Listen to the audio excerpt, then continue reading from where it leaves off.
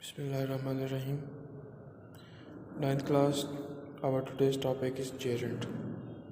हमें पता होना चाहिए कि जेरेंट क्या होता है। जब भी हम वर्ब की फर्स्ट फॉर्म के बाद आईएनजी लगाते हैं और वो as a noun, as a subject, as an object इस्तेमाल हो तो वो जेरेंट कहलाता है। एक हमारे पास जेरेंट होता है, एक हमारे पास पार्टिसिपल्स होते हैं।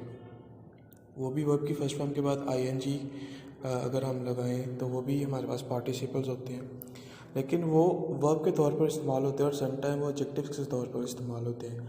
लेकिन ये जो जेरेंट्स होते हैं ना, ये सब्जेक्ट के तौर पर, ऑब्जेक्ट के तौर पर और नाउन के तौर पर इस्तेमाल होते हैं। इसको जेरेंट कहते हैं और इसकी पहचान होती है वर्ब की फर्स्ट फॉर्म के बाद आईएनजी। तो हमारे पास पेज नंबर 70 पे क्वेश्चन नंबर सी है, उसकी कुछ एक्सरसाइज दी गई हैं जिसको हमने सॉल्व करना है। जैसे फर्स्ट सेंटेंस लिखा हुआ है good at, I am good at cooking. अब एट कुकिंग हमारे पास जो कुकिंग है वो जेरेंट के तौर पर इस्तेमाल हो रहा है। Accused of, she was accused of stealing, stealing हमारे पास जेरेंट है। Sad S, I am sad S losing the competition, I am sad at losing the competition. जो लूजिंग है वो जेरेंट है। Tired of, Ali was tired of working, working हमारे पास Geraint के तौर पर इस्तेमाल हो रहा है। So the main difference between a Geraint and a participle is, जो हमारे पास जेरेंट होता है वो ऑब्जेक्ट के तौर पर, सब्जेक्ट के तौर पर और नाउन के तौर पर इस्तेमाल होता है, जबकि जो पार्टिसिपल्स है वो वर्ब के तौर पर और ऑब्जेक्टिव के तौर पर इस्तेमाल होते हैं। जैसे present, past, past participle, present participles. तो हमारे पास दो पार्टिसिपल्स हैं, लेकिन हमारे पास जो आखिर वाला है वो प्रेजेंट पार्टिसिपल है, ठीक है। जो पास्ट वाला है तो वो तो नहीं इस्तेमाल होगा इसमें जेरेंट के कंपैरेटिवली, लेकिन जो पार्टिसिपल्स हैं लास्ट वाला प्रेजेंट पार्टिसिपल वो आईएनजी के तौर पर इस्तेमाल होता है। उस पर आईएनजी आ जाए तो वो फिर हमारे पास पार्टिसिपल्स बन जाता है जिसका यूसेज अलग है।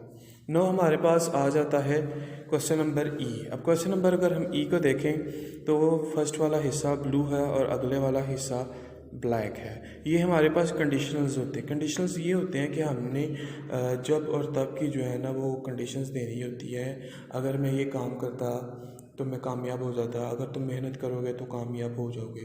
तो ये हमारे पास उर्दू में इसको मशरूतिया जुमले कहते हैं और इंग्लिश में कंडीशनल्स होते हैं। तीन किस्म के होते हैं, कंडीशनल 1, 2 और 3। तो ये हमारे पास उसकी थर्ड टाइप है। If you had studied hard you would have passed the test. अब पहले लगा हुआ है हैड स्टडी, तो हमारे पास जो कॉम्बिनेशन बन रहा है उसका बन रहा है हैड प्लस वर्ब की थर्ड फॉर्म और आगे वुड हैव और वर्ब की थर्ड फॉर्म। दोबारा सुन लें, ये जो हमारी कंडीशंस हैं इसमें फर्स्ट वाले हिस्से में हैड और वर्ब की थर्ड फॉर्म और अगले में वुड हैव और वर्ब की थर्ड फॉर्म और दरमियान में कॉमा आएगा। If you had studied hard you would have passed the test. Second one is if you had come to me I would have played with you.